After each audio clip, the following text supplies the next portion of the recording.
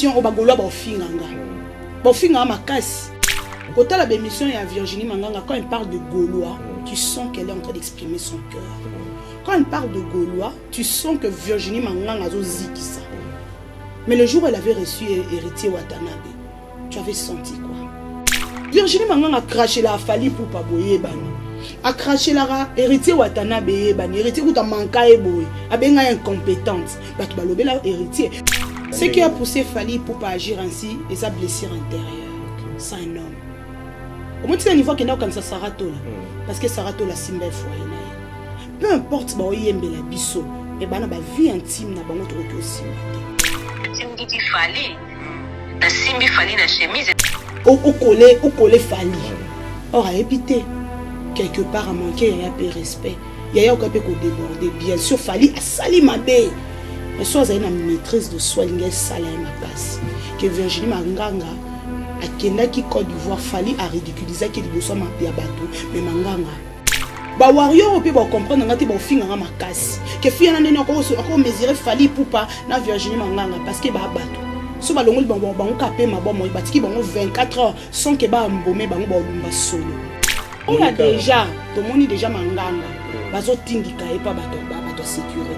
Ils ont là que ça déjà que place où on a fallu à ça qui vrai ou faux. Imaginez à fallu mon ami. Mais côté même manganga bi bande ko dîner na fallu. Wana ndé. Parce que dîner en fait fallu même restaurant. Yazaki na batunaye, nelanga mnaito fallu à monier selon ye. Fallu à monier était à se déplacer à baluski longi. Alobi na yo ceux qui né ya zoloba yo ndumba o. Yo na mona ko finga ngai na réseaux sociaux. Est-ce que nga na za muninga no yepe mama bité na ko permettre yo te obenga ngandumba. Surtout na mboka mopaya. Ndenge nini Congolais ko zaka ennemi na moko Congolais. To lobi te ke za bongo même so to loba o to zo yoka. Pour na nga personne da kala bobette. Na apprécier en côté. Quelque part la femme a perdu sa vraie valeur. C'est comme si les hommes ont biloko nga atika chronique musicale. Namona c'est comme si quand la femme on a loka na yoka qui concerne nga moko aleki azoloba ba fille wana ba bimara na bango. Donc bino moko déjà bozo ke ko témoigner bongo bozo kitisa déjà valeur na bino. Mutu tout temps ta Virginie Marandumba nous mana ba ministère ba bimara na ye mutagolo aza muta frère bogide surtout pas benana déjà na héritier Watanabe na plateau pour na nini ka ba question. Batu bayate obanda bango mabe. Obanda bango mabe. Invitation pour la ardoise. Mais avec divin, invitation en bois. Netika Kabasali à mon Joseph Tata Moboko grand menuisier. Invitation en carton. N'a pas follow lango. Jardin de Dieu. Invitation à boy. Bon, moi, mon colo fait il a ta mabe. Maison divine. À Bossa Libinoté. À Tchelibinoté promotion. Angolais à Pamba. Maison divine. Vous êtes trop amoureux du pays. Wow! Given! Vous exagérez. On n'aime pas le pays comme ça. On n'aime pas le pays comme ça. Nous vous souhaitons la bienvenue, chers téléspectateurs. Merci à nos abonnés de Congo Esseng officiel le plus télévision. Je suis en train de vous demander toujours humblement de s'abonner massivement. Partagez, mettez nos liens sur Facebook, sur TikTok. C'est important, c'est une manière de nous soutenir. Voilà pourquoi aujourd'hui, on va essayer de parler de quelques actualités parce qu'aujourd'hui, nous sommes week-end. Parce que chez nous, ici, dans la ville-province de Kinshasa, la République démocratique du Congo, nous sommes samedi 7 janvier 2023. Déjà, je continue toujours à vous souhaiter bonne année à tous, mais abonnez-vous massivement, c'est important, affectueusement. Alors, je salue tonton Clovis Fimpa, il y a maman Doris, et puis sans oublier le boss de Given, monsieur Guilain Fimpa, tonton Didier Max, je te salue affectueusement. Chers téléspectateurs, aujourd'hui, je vais essayer de voir là-bas au bête Percy de Ndaka. On va essayer de s'échanger parce que c'est parmi aussi de grands chevaliers de la plume de mon pays, la République démocratique du Congo. Mais elle, à la base, elle est trop femme. Elle défend le femme. On va essayer de s'échanger avec elle par rapport à nos actualités, que nous allons parler de tout, sauf de rien. À travers cette émission, je salue déjà Percy de Ndaka. Je dis bonjour et puis bon week-end, bonne année, Percy de Ndaka, bonne santé. Malam Santé Kitoko, bonjour Jean-Sylou Wanda, les mineurs de la presse congolaise, honorable. Honorable, là je salue l'autorité morale Godard Montemona, couper sa confiance dans jeune Lokolayo, confrère Nanga, pour défendre Bana Matete. En tout cas, merci beaucoup papa pour le acte sali. Et puis bonne année na bande konoso bazolanda biso de partout dans le monde, on est ensemble. OK. Merci ndaka oza voix oyo batu bayo kaka bat basepe la rapé belé. Aujourd'hui comment tu trouves la femme congolaise au monde moi si à Congo nengeni? La femme congolaise du côté positif négatif. Je commence d'abord du point côté négatif. Ouais. Du point côté négatif, la femme congolaise ne connaît pas encore ses vraies valeurs. En fait, il faut ça bilingue et ça bien pour plus sur la biso lingala oui lingala bakanjate mais lingala la biso kaka bas bandeko basi na biso ya mboka Congo, République démocratique du Congo, to lobela Congo na biso ya ngambo bisiko biso to vandi na pesi pe bandeko ya Congo Brazzaville mbote mingi ba yebi penzana nu valeur na bangote. Eza na moke ya basi o bazo yeba vraie valeur na bango, mais la plupart ba yebi na noté wana za côté du point côté négatif. Moi ça yebi na valeur na été moi si à Congo a se lancer na ko exhiber mobali pour réussir à se lancer na ko exhiber mon kili to chaka mobali te poto zomona du côté lesbianisme, homosexualité, marambo comme les arabes mobalité. Donc moi si à se lancer na ko exhiber le monde pour réussir. To zomona pe na ba réseaux sociaux, zomona moi si aza ko tika ne bolumbu pour moneza voix moko ezo sala ke réussir. Moi si à Congo azo défendre la culture na été yango nde passion ezo ko sala penza na kati ya motema mais loko ya malamu on aza ko linga pe na mwasi ya Congo eza pe na moi ndambu ya basi ya Congo ko baza ko reconnaître valeur na biso o bazo défendre culture congolaise partout dans le monde surtout que même na côté ya ba chanteur to que même côté ya ba bandeko na biso ba comédien tozo mona ba Yursil Pechanga ne bazo défendre biso na libanda ya mboka tozo mona ba Sila baza tellement belle ba belle vie en tout cas épanouissement paysan en gambo parce que bazo réveiller conscience. On entend qu'il y a artiste. Bon, tout ça est belé. Surtout tant le temps c'est de l'argent et puis la télé c'est le temps. Mais tout ça est belé même à côté politique. Tout ça mon ba madame Jenny Pirette, monté madame Kinzonzi, tout ça mon ba maman lokola ba Geneviève Nagosi, tout ça mon ba maman na biso lokola ba Wivine Moleka, tout ça mon ba ça tellement est belé. Ozomona, oyo bazo représenter même moi si. Oyo bazo pesa moi si courage. Avant la femme a été marginalisée. Avant la femme a été vivait la discrimination dans la société. Mais la femme commence maintenant à comprendre. Maintenant, ceux qui tiennent à 100%, tous à 40%. Ou tous à quoi arriver à quoi ba valeur na biso. Valeur on est nini o basi o yo pe ozolobela. Valeur ya moi c'est. Premièrement, to lobela personne morale, to lobela personne physique. On ne parle pas de la personne morale, physique, on parle plutôt de la personne morale. Parce que c'est la spiritualité qui affecte le physique. So moi si déjà awana mutu, boanye zalité. Moi si nakata moto libungu tulu yebaka ko incarner en kalibanda tozo lobela moi si ozo mema épanouissement na boyena nuté parce que avant que physique ait engendré la spiritualité et banakana on a spiritualité ce qui déjà moi si spirituellement ayebi valeur na été ayebi ba limite té ayebi ba loi de la nature té moi si wana otambola nyamo et bongo basi o ezalaka asambela ka ebele azama kasi kando lobi na spiritualité mais na ki bo moto boye elle s'est fait laisser par les hommes, par tout le monde, et puis a influencé dans ma cambo tel immatériel. Parce que moi si a bon, a ma casse na spiritualité, mais na ki bonzo to boy a faible. Non, dans ce qu'on moni déjà moi si attend à Christ a tombeau blanchi.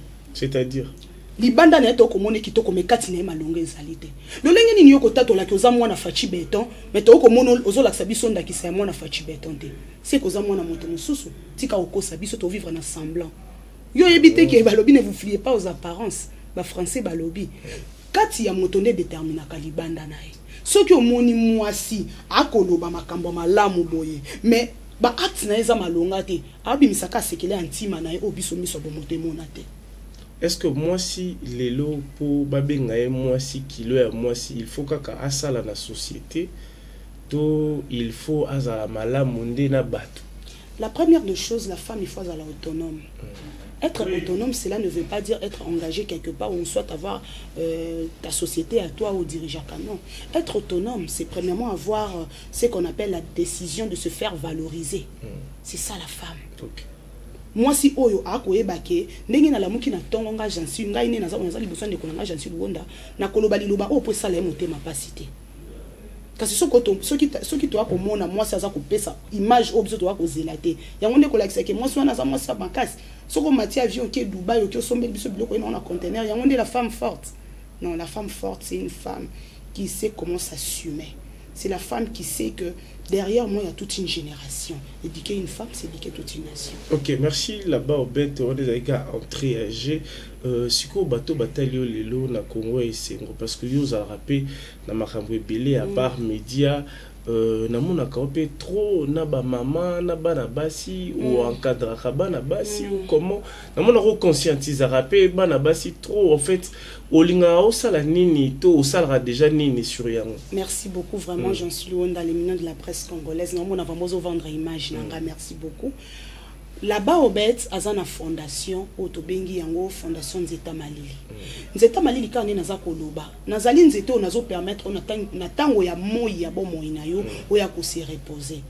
Jusque là nazo na koki koloba ke naza ko evrer seul. Mais nzambe na lisungi na komi kotindela nga ba partenaire lokola monsieur Dadou Kinzonzi le prince ainsi que son épouse maman Jenny Pirette bango mi balé wana nde babino là-bas obeto ko accompagner yo mais ya yambo avant que bango ba ya nazaki na nunga moko nga na défendra ba personne vulnérable donc nazo lobela vulnérable des que personne vivant avec handicap mais mutunyo so ça ko se retrouver na difficulté na bon moyen naye ezala moralement spirituellement physiquement nazala na sima na bango surtout moralement bato belé bazala problème yango papa, il y a pas mal de gens qui ont de l'argent. Tout par exemple, il y a maman Amida Chatur Kamere, que je la salue, la fondation La Colombe. Maman Nathan Bakanyi Mobile, elle était vulnérable. Il y a combien de personnes qui ont appelé maman Amida Chatur Kamere pour l'encourager, pour la donner des motivations que maman Dengezawane Koleka, et ça dans une situation. Il y a peu de gens. Mais maman Amida, oui, combien de personnes oh, il y a Sunga.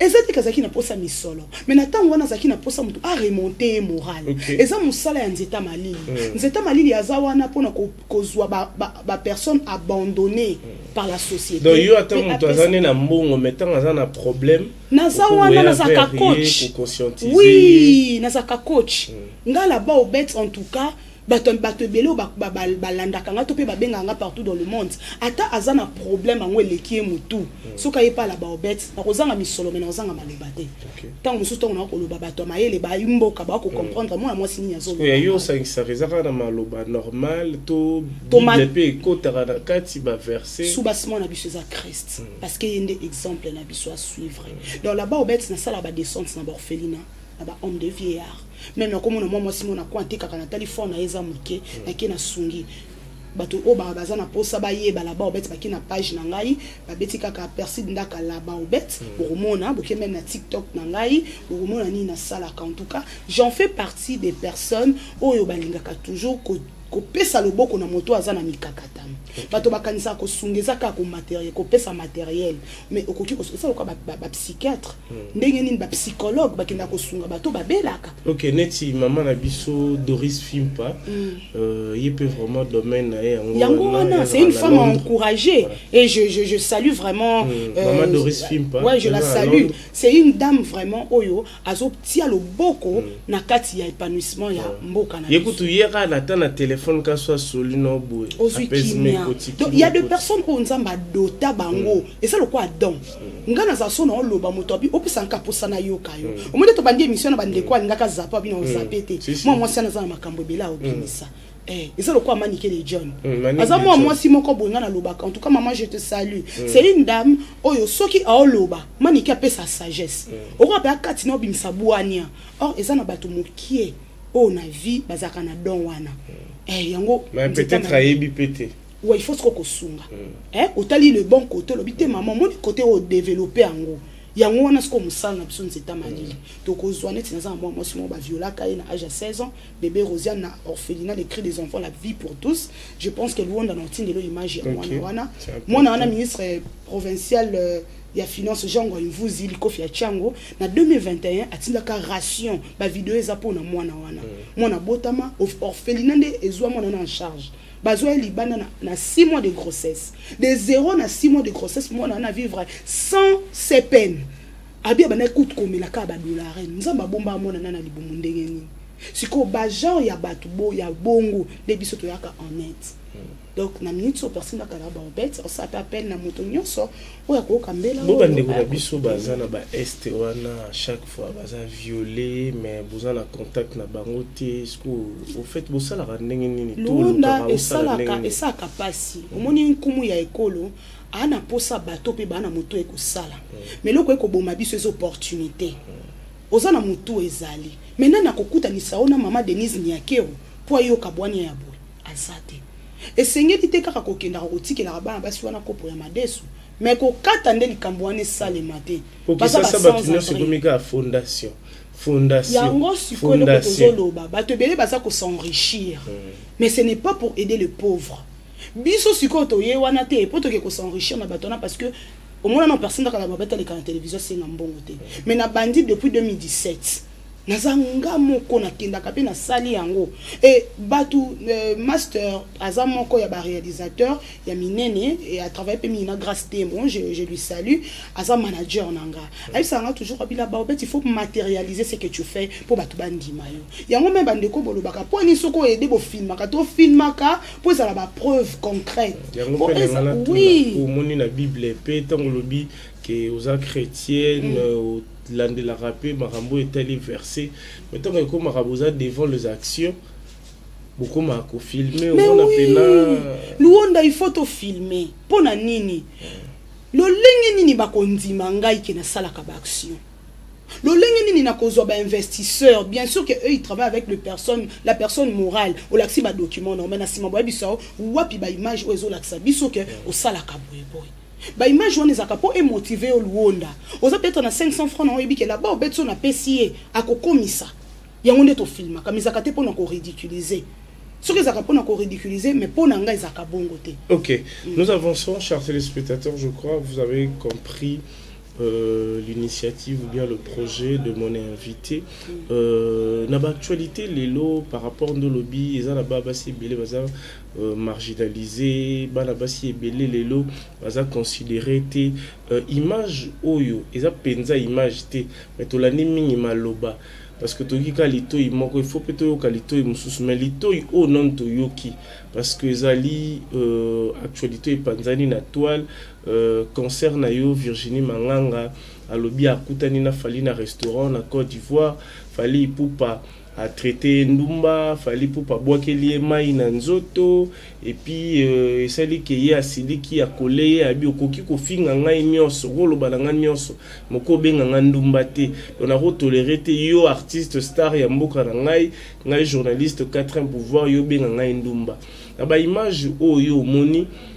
ndenge Virginie Manganga azali ko expliquer parce que jusque là on n'a pas vu l'image de Fally Ipupa donc on ne confirme pas cette image mais tu ali ko lobela yango parce que Virginie azali mwana ya mboka la République démocratique du Congo et puis à sa 4e pouvoir déjà ce qui a lobby bongo ils allaient loko ou et comme la qui parce que tout le monde a qui vidéo n'enge la police ils allaient kokoti saye na mutuka n'enge bazali ko sola na ye tant yo moni image wana na ebite yo étant que moi si na makambo nyonso Virginie a lobby na ebite so ki yo koki koloba nini parce que yo zali muto azalaka na bana basi muto asolaka na bana basi yo mokoza mona moso koki koloba nini. Merci beaucoup Jean-Sul Luanda. C'est vraiment un sujet très complexe parce que tout le monde a des sexes des sexes opposés. Tout le monde a moi si na mwana mobali. Tout le monde a peine à quatre célébrités tout le monde a Fally Ipupa étoile de la musique congolaise partout dans le monde. Tout le monde a Virginie Manganga za mopandi sango monene partout dans le monde au pays yambaka batu l'émission na ye. Ce que ça n'est pas comme on a aucun nkobanda koloba. Elle est bosso avant que n'a que ne ko simba ba point mususu par rapport à la question. Vas-y, faut vraiment penser. Là vraiment la Baobette n'a apprécié l'humiliation wana. Kotindi ka Virginie Manganga de ba télémisa ye et comme on a ba warrior bazaki ko filmer yango. Mais tant makambo ebanda ki to mona ki image te, lolenge ni fallait pour pas provoquer qui wana to monité to ko affirmer yango te. Selon ba dire ya Manganga, tozo ka Virginie Manganga lobi fallait a bêtité. C'est juste kaka que les acquis mésententes il y a finga qui abiku tu yenda kende ko coller fallait. Na coller fallait pour fallait a bengi ndumba. A bengi ndumba ko finga na no moto. Ndumba eza mabeza infraction. Ce qui est sur bimane a futa mo ata ko toza putango ko kipe ko loba publiquement boité que moi si wana na bimana et tout les ala rapé propreté. Mais comment on a les sous Virginie Manganga yemo ko lobake na kene ko coller fali peut-être pour naie à lobake on peut-être pour asepelisa pe bato ba mona qui s'est défendu a kene ko coller fali pour pas akitisaye étant musicien mon ba baye bien ko ta kaka fali pour pas aigle ne ba kumisaka est-ce qu'on a coller aigle to bundi naie déjà ton a coller c'est que ça manque déjà un respect c'est côté parce que fali a finga qui est ça malamuté. Pour Nanga Virginie Manganga, elle pouvait peut-être se taire, Nanga Mouya respect ça va détail. Elle n'a le barrage que oui, et les cas qui ont compris, fallait m'avait insulté. Point barre. Donc ils sont touché point monsieur que bah yibi sac ni nambongo, bah zuye téléphone naie, et ça déjà violence. Oh ya vivre qui. Étant une femme, je ne peux pas autoriser cela. Bah botola qui apparemment le coup là n'a expliqué bah botola qui est téléphone parce que bah qui a relouka filmé. Quand c'est ça journaliste, bis c'est ça ba preuve. Sans ma preuve il fallait azana ba preuve parce que jusque là peut zone limité net ngai na zone lima penzate parce que na mon image ya falité na mon place où bazali ko discuter tout le monde déjà tout le monde déjà Manganga bazo tindika et pas bato sécurité et ça là ça déjà que place wana fali azaki vrai ou faux. Imagine a fallu mon année. Mais côté Manganga bi bande ko dîner na fali wana nde bazali ko dîner te en fait fali même restaurant yazaki na batunaye nelanga mna to fali a monier selon ye fali a monier te a se déplacer te a baluski longi alobi na yo soki ne azoloba yo ndumba o yo na mona ko finga ngai na réseaux sociaux est-ce que nga na za muninga no yepe mama bité na ko permettre yo te obenga nga ndumba.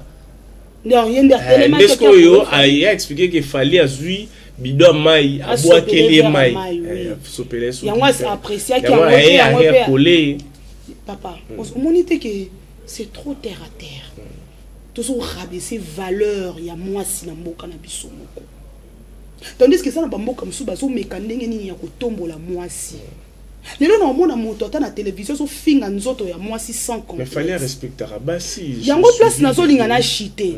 Comment est-ce que toki ko mona kaka ndeko o ya Congo avec une émission mon Côte d'Ivoire lui moi je soutiens la femme. Ngata moi ça se comportera ndenge nini moi je valorise la femme. To mona ngata na ex-femme ne pardon Niki Menga lolenge nini ba loba ki ba ko loba mais to mona ki fali tango aleka zaki ameta kilo dans le vin.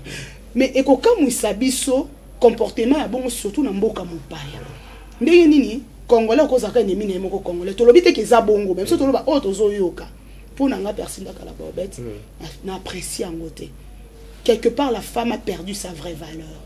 C'est comme si eza moko biloko nga atika chronique musicale na mona c'est comme si quand la femme on a na yoka ki concert nanga moko aleki azoloba ba fille wana ba bimara na bango. Tant bino moko déjà bozo ke ko témoigner bongo bozo kitisa déjà valeur na bino mutu tout temps ta Virginie Marandumba numana ba ministère ba bimara na ye mutagolo aza muta frère bogide surtout pas benana déjà na héritier watana bina plateau pour na nini ka ba question ozomona wana na tokota na ngamu mususu na bi na elle ya Virginie Manganga mais comme ta moi personne da kana sepeli nango te. Non, c'est pas non parce que tout le monde a moi ça quitter on moninga na tika chronique musicale. Yosa contre Virginie contre. Non, je suis au milieu du village. Okay, je suis juste en train de redorer l'image de mon pays. Ouais. C'est ce que je veux. Redorer l'image de mon pays parce que ba congolais wanati. Ba congolais yende ba congolais bazala mal instruit partout ba kenda ka ko bebisa. Talaka fali popa. Talaka Virginie Manganga. Ozomona siko tango biso moko déjà tozo bebisa image ya mboka na biso à l'étranger. Au monde que déjà ça déjà bien été. Il y a un moment où chronique musicale Luanda bino tout botou nga là-bas parce que partout j'ai passé sur le bika que na chroniqueuse, la chronique musicale bah c'est pas musicien. So peut-être mais on anda kwa mbalite, mais nazana na vandate. Tant au goût de la mtabino maman tout chronique musicale tika. Mais ça nango et sa fonction aux présenter mission non musicale. Mais vu que na mboka na biso toi il va rater couper sa valeur tant on t'a quand même un musicien yo moni karake ba kushakane ba bimakana y a un problème place ça Virginie Manganga n'a pas de valeur parce que à ça la chronique musicale ceux qui vont présenter JT journal télévisé je ne pense pas que fallait pour palinga lo bana bongo mais ceux qui arrivaient ko lo bana bongo parce que ça la chronique musicale deuxième volet ezani ni Luanda merci pena pour pessingaton. Deuxième volet problème les années, mon biso pe ba journaliste, toni qui diale le mingi. Qui diale le zamabe, il faut toujours dans le baka, il faut rester professionnel. Quand tu es professionnel, ça fait beau. Quand tu es professionnel, ça donne de la valeur. Quand tu es professionnel, tu vas garder tes deux pieds sur terre. Et c'est là que mon a manipulé au thé. Et ça peine na ba fille, to ba femme ou yo monaka na musala ou yo, il y a chronique musicale ba en fait, bah, mi pesa rato bazara pe na valeur. Papa, na kolo bomoni valeur ya mutu e banana bambuma na e. Na koki otanga ba kombote. Parce que bato to bana ko mona bazaba exemple à suivre, le auto monde ba sopana. Le auto monika entre bangoni cette émission na totala ya Noël Madinga.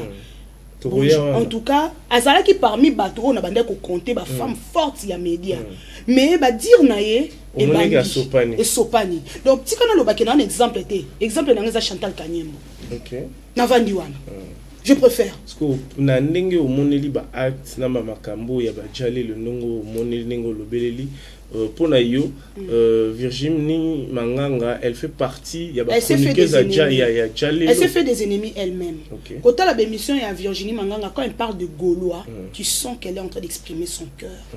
Quand elle parle de Gaulois, tu sens que Virginie Manganga zo ziki ça. Mais le jour où elle avait reçu héritier Watanabe, tu avais senti quoi? Elle voulait dénigrer héritier. Moi je suis au milieu du village. Ok, il fallait salir ma baie comme menacer tant que moi si. Mais na zongi d'une manière professionnelle. Il faut savoir aussi d'autres questions tant que tu m'as invité. Tout pour ça n'embêter fallait pour papa mon abanda là moi mon bali.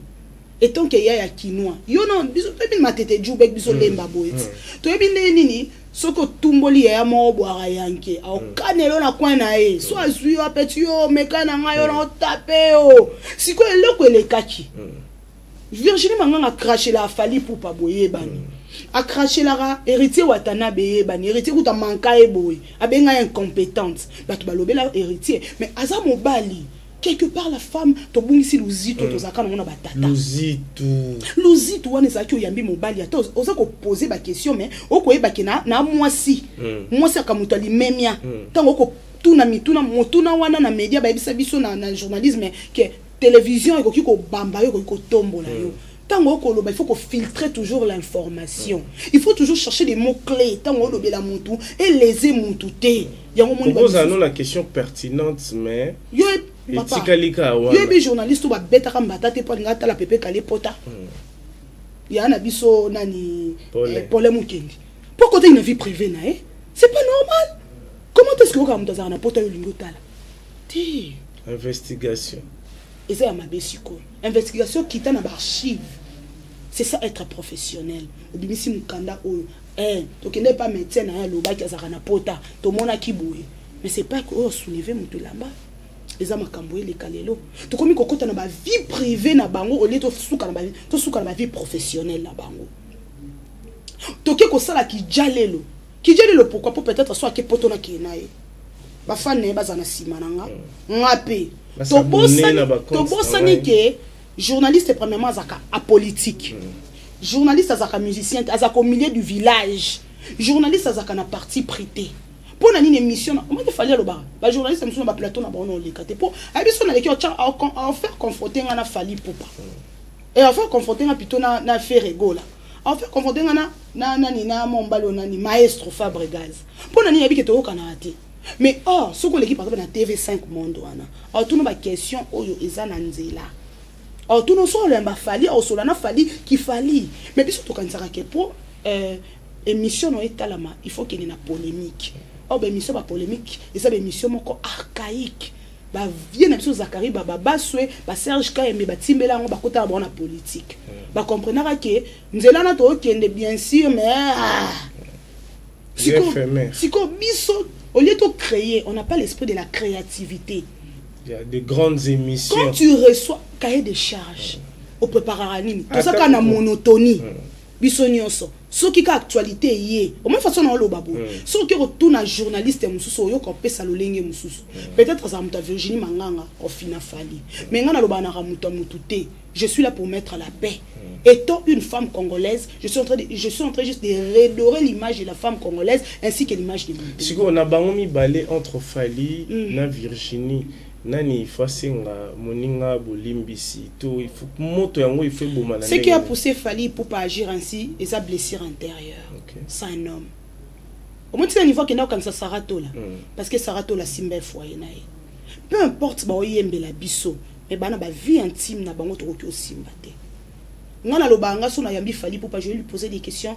Comment est-ce que moi na Marco 6 par exemple na tonga mona kai. Azwaki musicien to zaki papa. Non tout na vision ni nous allons pour na bana na yo. Non tout na makambo ya ye, inspiration na yo uta wapi. Tout ça analyse sur ma parole à banzembo na yo. C'est sur ce genre de émissions où écoper sa beauté.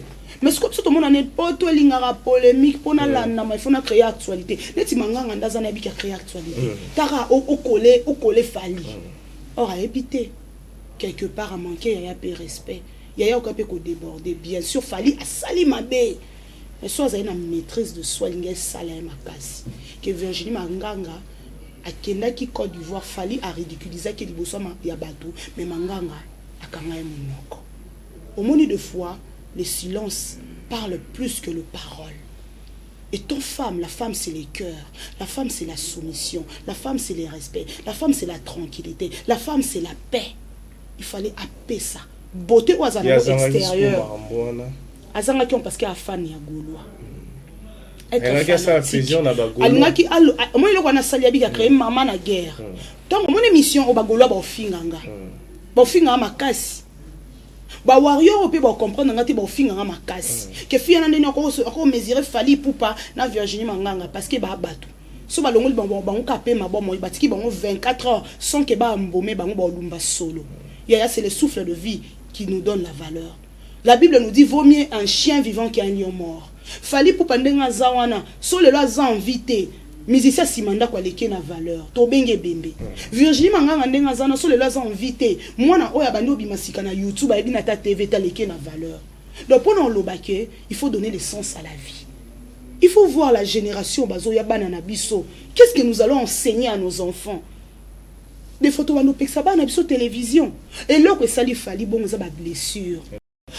Que destin un jour écoute Anissa Bango. Moi je condamne Fali parce que Azaki trop brutal. Talaka Kofi Olomide azu ba problème ni banda mboka pona basi. Ba ni attaquant swana ti ayembi on pas ni ataka moi si. Ko taper moi si na fesse. Si ko comment na Fali pour pas moi na nani ya Kofi ba olobani brutalité tata na e quelque part au fing sa quadre. A Salimabe ko finga eza malamu te étant un ambassadeur ou a défendre sur Bassi ou a défendre Bassi il pouvait pas surtout bazaki na mboka bapaya tout le monde attend moi na sali lo kama bebo pa bapaya au fineli sozo tala e to bozo na ndaku au sali au quoi au sala moi ce salama on pouvait comprendre mais na mboka bapaya et en tout cas rabaisser mboka na biso parce que biso na Côte d'Ivoire Côte d'Ivoire on bon papa wemba Côte d'Ivoire on ka makambo belé kuna Côte d'Ivoire on ka ndele kaka ozomona en tout cas nga personne na kala bobette na apprécié te acte au Fali pour passer ya kofinga Virginie Manganga peu importe blessure mais Virginie Manganga a assumé parce que azuka ka résultat ya oya bande kolona eloko ozolona yango obuka mais ba nsupe ba lobi mo pe nenga sali pe bongo amoni pe ke misali kasi yango loko na oboya na lobi que aujourd'hui la femme ne reconnaît plus sa valeur. Nous oublions que après la télé nous avons nos vies, nous avons de belles familles, nous avons des générations nazo répétées o bazo zela biso to za exemple à suivre na bango to laksaba na bisonini. OK, là-bas je crois le message est passé, nous avançons. Molo Molo, comment on appelle le sous cancer na yo Noela Madinga na ba plateau ya ba confrère na biso au bazalaka na poto, comment na ba propos oyo atenaki ou alobaki sur cancer na biso pe à son âme Kamo Lopez.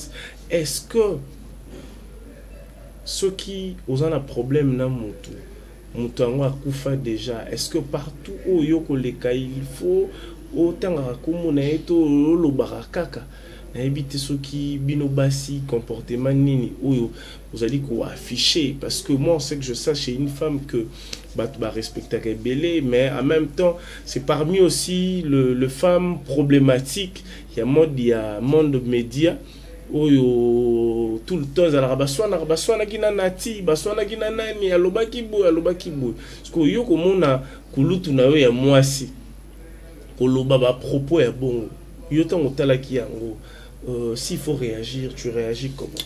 En tout cas, ça m'a fait tellement mal.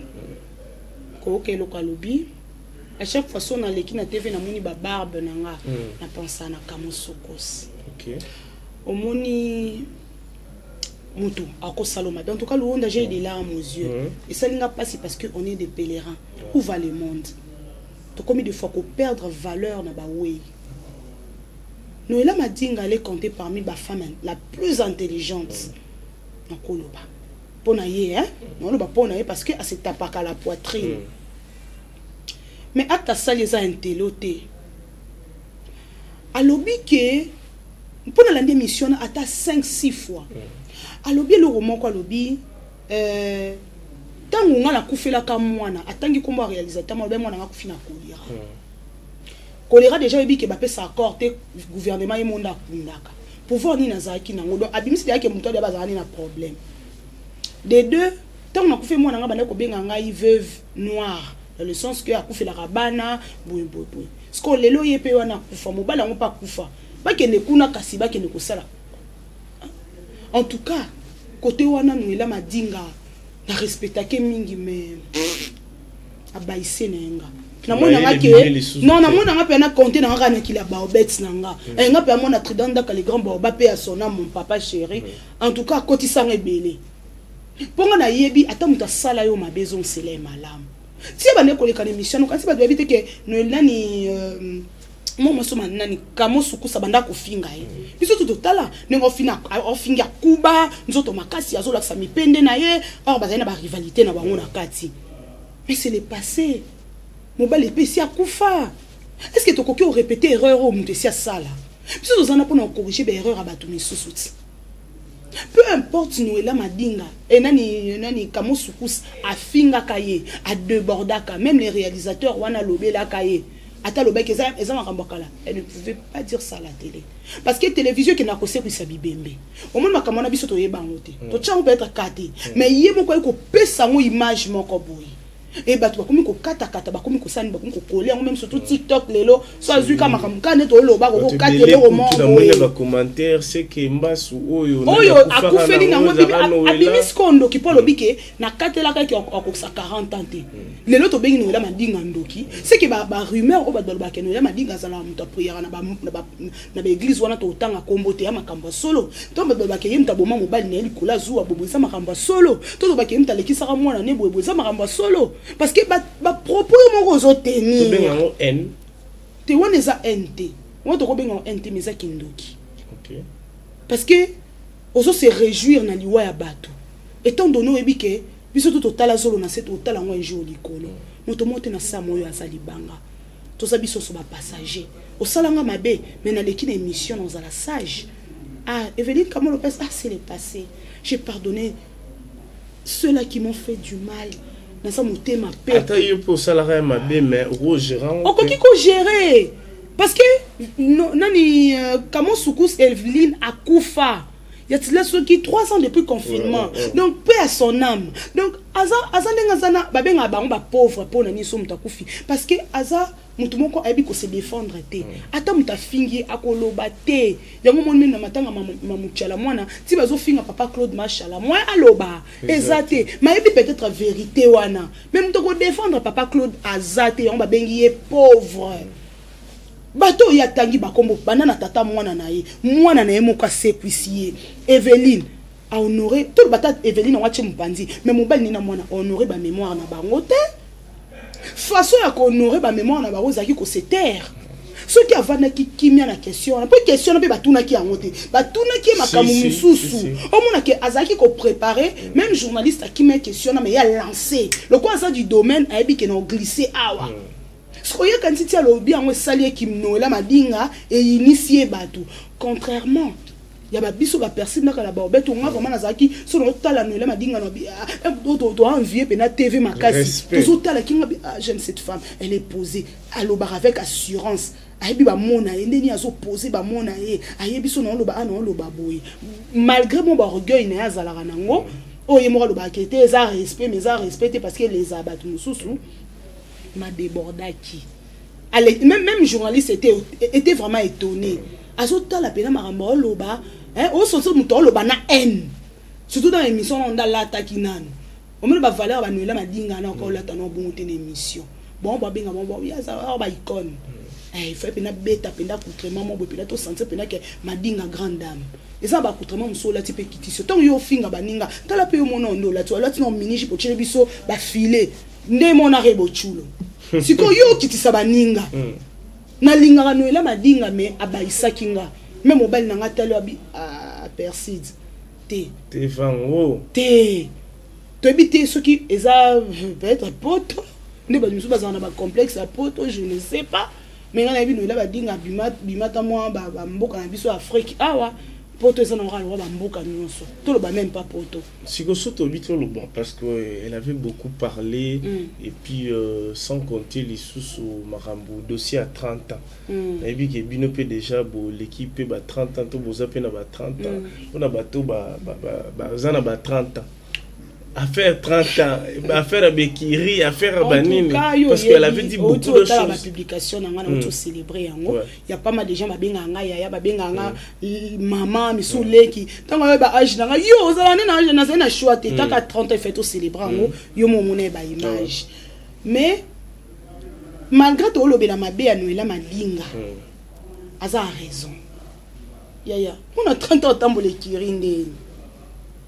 Et si m'bate, quand on a petit conseil à bien, baya ba silicate, ata bokel bango jeton masungi bango. Elo kwebo makibo camarade, kaka songi soki nazuyanga moto, akotuna nga yaya, ki camaraderie ki mukole simbarate po mutomtaza na ora na e. Si. Ngana nga lupe malanga la ba obetso no tambola na tina tina chaba crayon po ba linganga pa mokonzi mobo. Mais yo ba lingwe il faut que ba laver no poudre na yo. Si ko mona nga boto vandi bo pumu tonga yo li. O ba ni obosen ke yo ba lava ko mokanga ke nga ba lavanga. Amitié wana na âge o déjà za maturité simbarate. Nga camarade na nga ya ki mukolo boka. Komi ki camarade ya 30 ans ya 40 ans. Moninga. O mutu na nga. Luanda mutu nzambe. Nga na apprécier kalanga amitié ya bana miki ya ba mineur.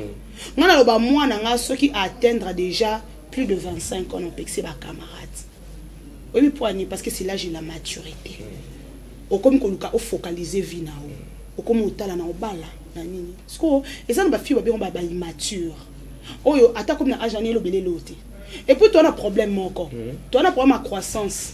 Moi toi to botamara. To za ba bébé précoce, na ba bébé o bazara na retard ya croissance. Au moins ma bisonne tinga la baobette na bébé précoce. Oh. Nazari ki so na peme na ba ninga na ba ina ninga na no bébé à 3 ans 4. Si ko réflexion na ngezande monter na fille mon boisson so mboka. Fille ana na 25 ans mais so tala parents na le roi mon à 12 ans. Si ko ngai bisika yo zo suka. Ngana oluka na sani na leka po no tala ina onuna. Je me fais 30 ans, tu me suis à 30 ans. Pour la nuit, non, pas salaire d'une dame de 70 ans. Si quand tu montes à la maison, on a des barils de ciel, bimé, belé. On dit, madame, il y a un télé. Tu sais, on a il y a un TV. On est pas jugé. Donc, ce qu'on a, na maturité et réflexion, tu as à tirer à mon colo. Donc nenga bo batu da batalo ba comprendre que vous en a 30 ans. Elle a non ouais ben on peut te l'entrer elle vient de fêter. Tu fêtes mon mon mari a salinga gâteau munene donc na fêté 30 ans nanga. Or na bandaka ko bomba âge nanga. Mais na ba te ki rattraper là. Et ça ba âge musumo bomba ngo. Exact, tu fais bima. Neti 30 ans bomba on. Il faut qu'on célèbre en Yanza. Même dans moi, on faut comprendre que maman comme si. Mais ça, j'ai un début à ministère, même Christ Abana ministère, on est à 30, à Kofi à 33 ans. Yo ko kisi 30 ans, on a sans ambition, on va dire ah wana bomeni moi kopo. Donc la terrasse ya nani, donc il y a ti le bon mon empoisonnement. Réaction, il y a Gisèle Fouy parce que Noëlla pas Simba qui pena batte belé, kena qui pena na Gisèle Fouy.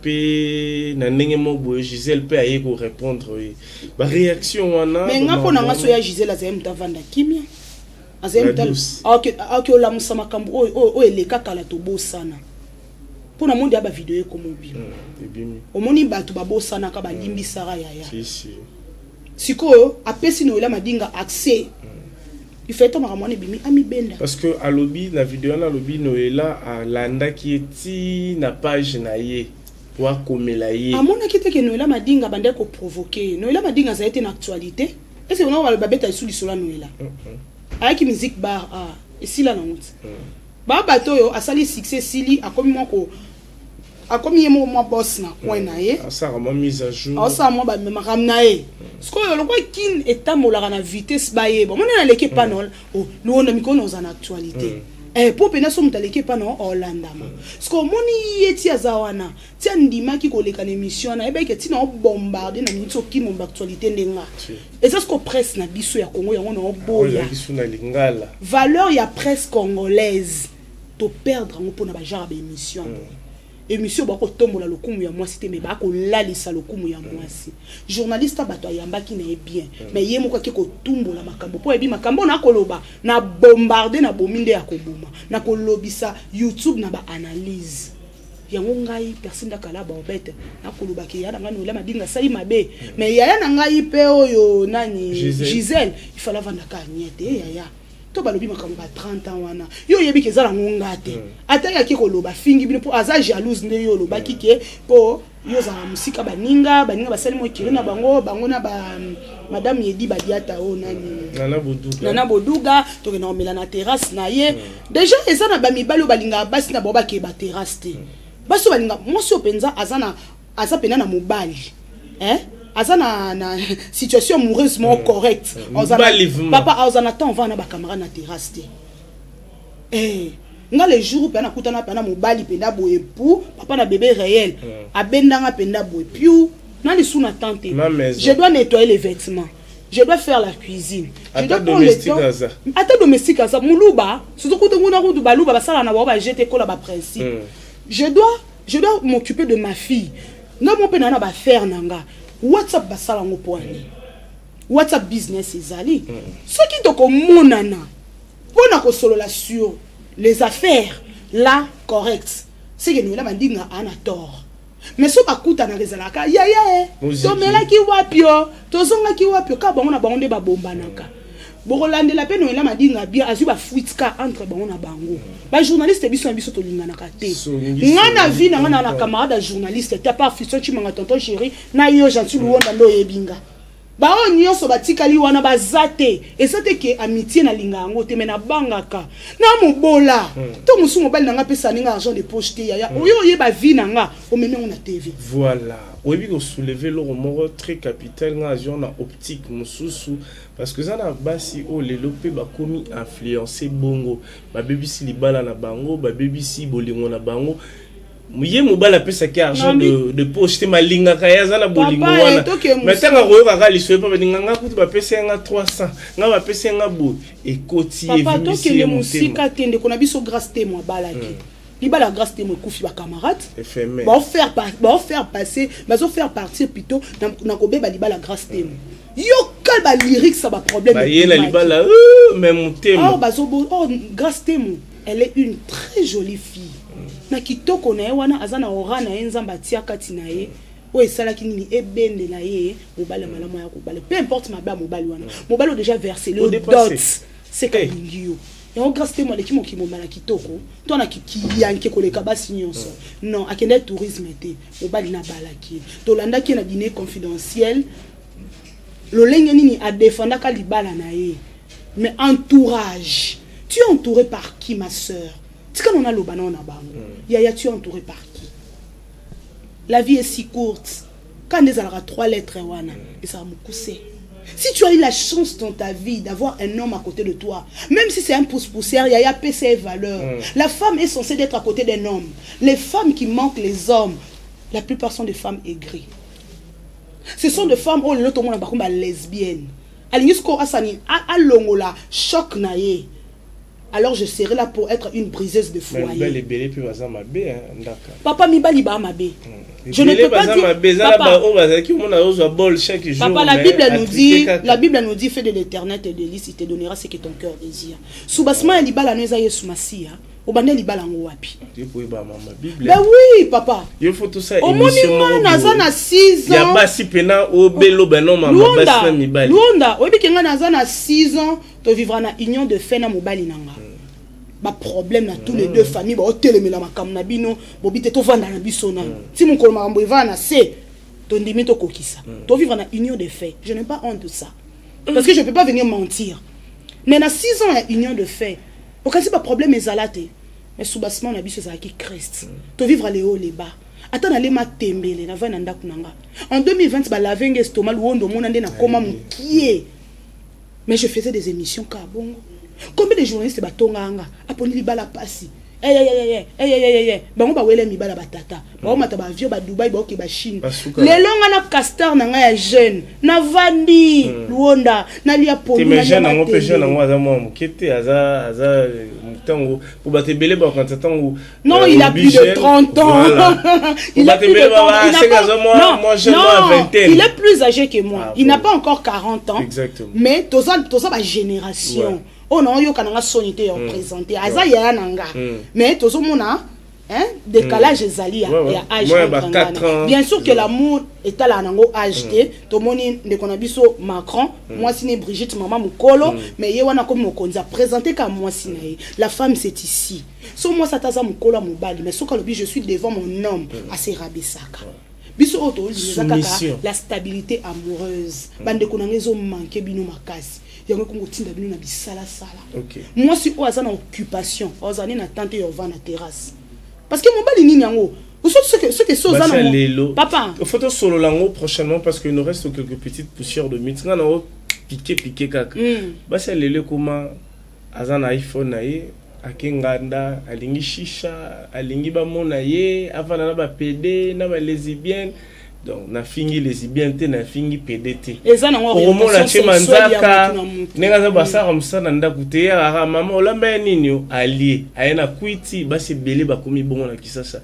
Prochainement, on va faire une émission ya musique te ya rosola makambo etali ba couple etali basi etali ba réalité. Na ebiga yo vraiment waneza makambo na yo. On va clôturer notre entretien parce que Toku Felipe ya na biso cancer na biso Jingawej habité au Koloba nini.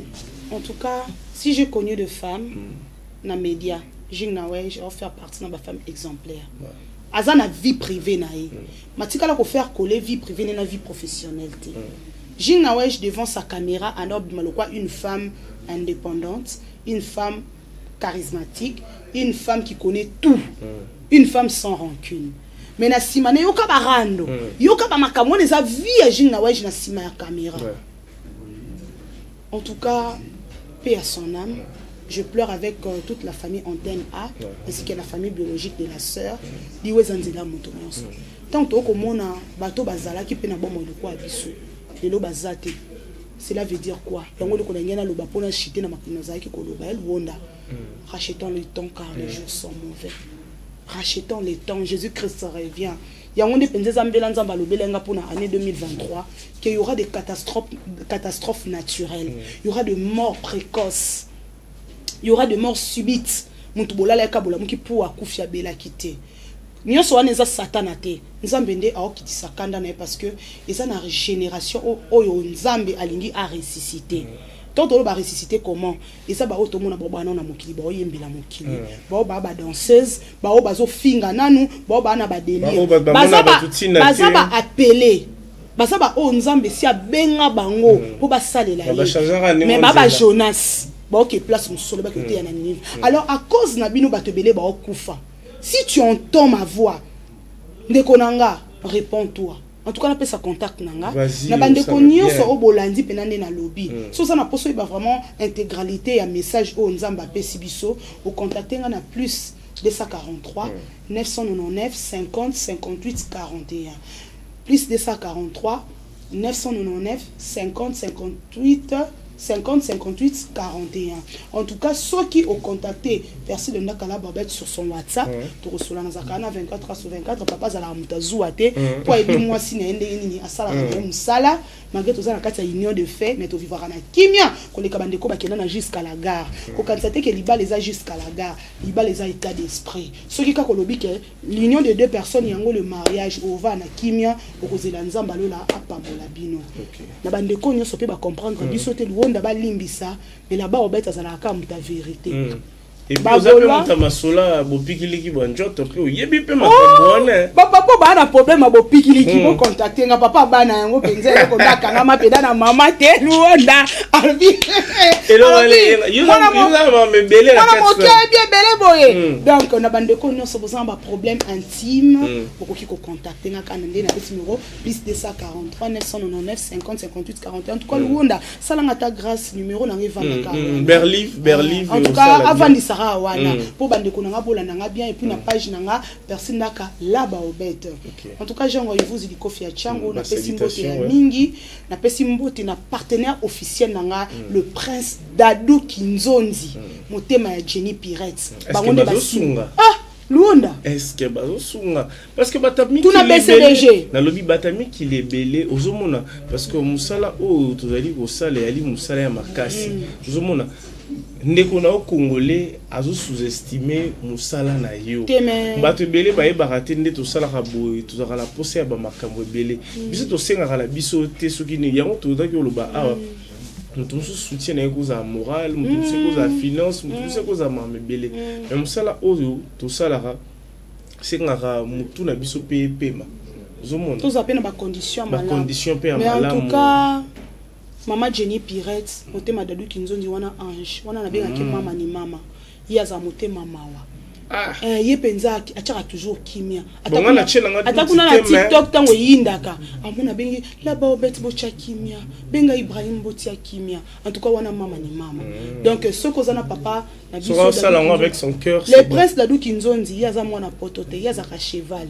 En tout cas ye bana bakoko les princes Dadou Kinzonzi donc ba yebi valeur ya moi si donc personne n'a qu'à la bobette assurer déjà la bande de nyonso balinga kaye que toza déjà na soubassement ya malamu et puis na yonde koza na poso soutenir ngai omoni que malobo eza kitoko mingi olingi to travailler en collaboration. Je suis là comme je suis toujours là pour Jean-Cy Luonda, les mignons de la presse congolaise. Merci là-bas au bête, je crois que vous avez suivi notre entretien. Partagez, aimez, abonnez-vous chez Congo et c'est officiel plus télévision. C'est important. Ceux qui au CPLI là-bas au bête que non Jean-Cy Azonga pour il y a na ba matière rebelle côté à bopikele ki bonchoto côté à basi donc au côté à il y a oh beauté ça là pour papola pour bastis donc azam mutamama belé je crois on aura plus les girofles na mafuta on plus de girofle na mafuta et puis tozotia vitamine E o babenga official so ngoye banyo so contacter nga kuto moninga naza en plein entretien zunga pied levé là-bas bet kaka na benga na nga na benga pona monika kezo yinda kuda be panza sekele émission ya na wesh na ki na tu télévision ba uti pe ko kanana kuna émission politique tozaka wala pour ça les a passion on n'a pas le choix zelo déjà ezao na makila depuis donc voilà, donc on se voit prochainement. Bon week-end à tous et puis bonne année.